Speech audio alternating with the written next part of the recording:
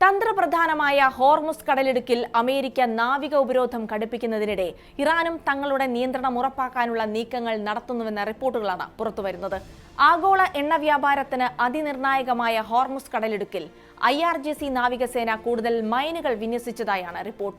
ഇറാന് ഈ മേഖലയിൽ എത്രമാത്രം സ്വാധീനമുണ്ടെന്ന് തെളിയിക്കുന്നതാണ് ഈ നീക്കം. വിശദമായി നോക്കാം. സ്വാഗതം ഇൻഡെപ്തിലേക്ക്.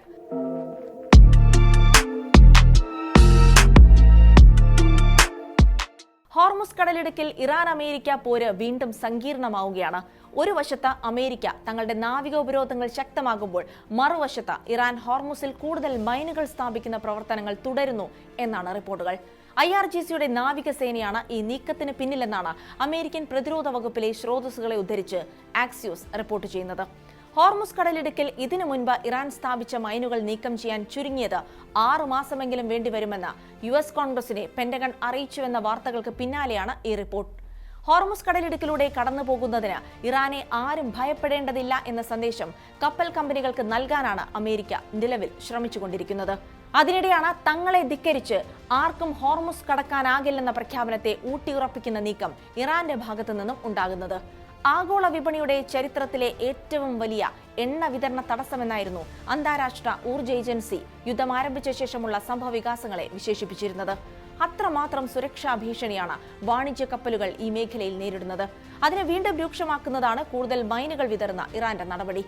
ലോകത്തിലെ സമുദ്രമാർഗമുള്ള എണ്ണയുടെ ഏകദേശം 20% കടന്നുപോയിരുന്ന പാതയാണ് ഹോർമുസ്. 100-ലധികം കപ്പലുകൾ ദിനേന കടന്നുപോയിരുന്ന ഈ പാതയിലൂടെ ഇപ്പോൾ 10-ൽ താഴെ കപ്പലുകൾ മാത്രമാണ് സഞ്ചരിക്കുന്നത്. അതിൽ പലതും ഇറാന്റെ അനുമതിയോടെയാണ് കടന്നുപോകുന്നതും. യുദ്ധം ആരംഭിച്ച ശേഷം കടലിടുക്കിൽ ഇറാൻ മൈനുകൾ വിതറുന്നത് 2ാം തവണയാണ്. ആദ്യ തവണ സ്ഥാപിച്ച മൈനുകൾ എല്ലാം കണ്ടെത്തി നീക്കം ചെയ്തിട്ടുണ്ടോ എന്നതുപോലും വ്യക്തമല്ല എന്നതും പ്രസക്തമാണ്.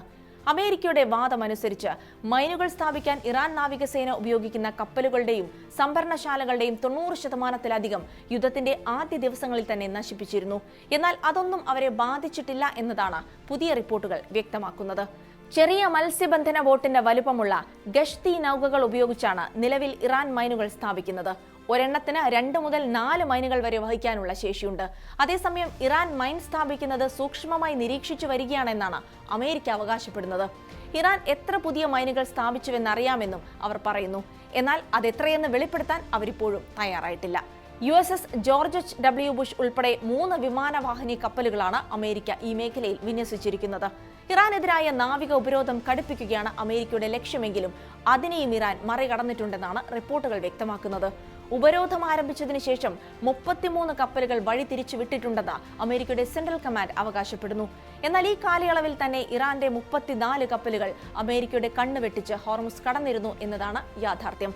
ചുരുക്കത്തിൽ ഇറാന്റെ ചരക്കു നീക്കത്തെ പൂർണ്ണമായി ഉപരോധിക്കാനോ പാത സുരക്ഷിതമാക്കാനോ അമേരിക്കയ്ക്ക് ഇപ്പോഴും കഴിഞ്ഞിട്ടില്ല എന്നതാണ് ഈ റിപ്പോർട്ടുകൾ അത്രയും വ്യക്തമാക്കുന്നത്.